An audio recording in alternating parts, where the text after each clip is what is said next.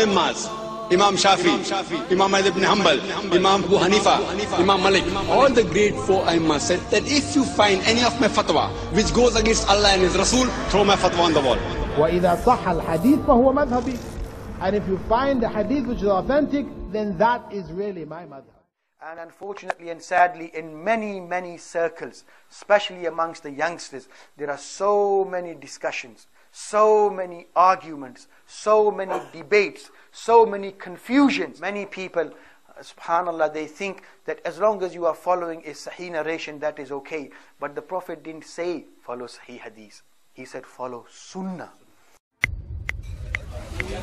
Right, give me a good cheese Dave. And the sunnah, ordinary person can't come up with it. And this is the responsibility of the fuqaha. So when you follow the fuqaha who have been followed for almost 12 centuries. Right, give me a good cheese Dave.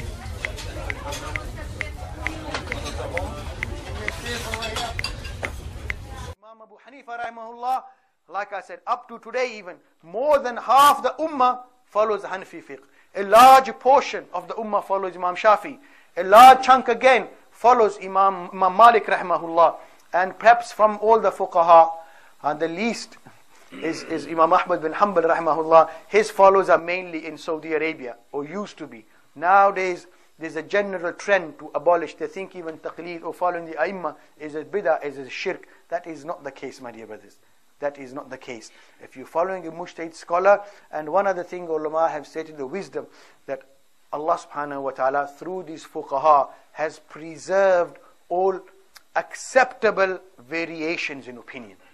As there are some variations in opinion which were unacceptable, all the ai*mmah have rejected them. Whatever has been taken up by Imam Abu Hanifa or Imam Shafi or Imam Malik or Imam Ahmed bin Hanbal, Allah wanted all possibilities, all acceptable variations to remain in the ummah, so they have remained. And anything which hasn't been taken up by the fuqaha, even though it might be in sahih hadith, then it shows, if it wasn't taken up by the ai*mmah, then it is matruk. It is matruk, it was abolished or not kept up by the Prophet sallallahu alaihi wasallam or the Sahaba. Otherwise, the Sahaba would have kept up and it would have been taken up by the Ummah. So what has been abolished and didn't exist for 12 centuries, and now if people want to follow it, some people like Imam Abu Hanifa, they say, my madhab is Sahih Hadith. If you bring any Sahih Hadith that it goes against what I have said, throw what I have said on the wall and follow Sahih Hadith. Have you heard this? Most people have heard this. And so what they say, look, this says in Bukhari, Sahih Hadith, so you have to throw out what Abu Hanifa said, but I have yet. And if anybody can bring me one issue in which they can prove that there is a Sahih, undisputed Hadith which goes against a qawl of Abu Hanifa rahimahullah, and which it doesn't have a sahih hadith to back it up, I would love dearly to someone to prove even a single issue which Imam Abu Hanifa has spoken, and he goes against a sahih hadith which is unanimously, universally accepted, and for which there is no other contradiction, then I would love them to prove it. But I don't think anyone will be able to prove a single hadith issue, a fatwa of Imam Abu Hanifa rahimahullah, or Imam Shafi or Imam Malik or Ahmed bin Hanbal rahimahullah, for that argument which goes is against a hadith which is undisputed. Against a hadith which is undisputed. If it appears to go against a hadith which is sahih, then I can guarantee you there is another sahih hadith elsewhere to support what the Imams have said.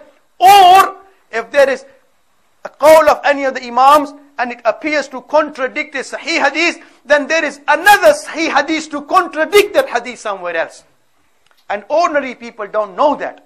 But by making such claims, and many scholars, Dr. Zakir Naik, Abdul Rahim Green, Abu Amina Bilal Phillips, and by making such claims, and I have yet to hear, I've seen many clips, Zakir Naik, Bilal Phillips, Abu Usama, Abdul Rahim Green, making all these claims that Imam Abu Hanifa said, if you say a sahih hadith, which goes against what I have said, throw my Quran on the wall, follow this Hadith. But no one as yet has presented a single example of such an amal which either Imam Abu Hanifa has, what he said goes against his Hadith, and there is no other Hadith to contradict it.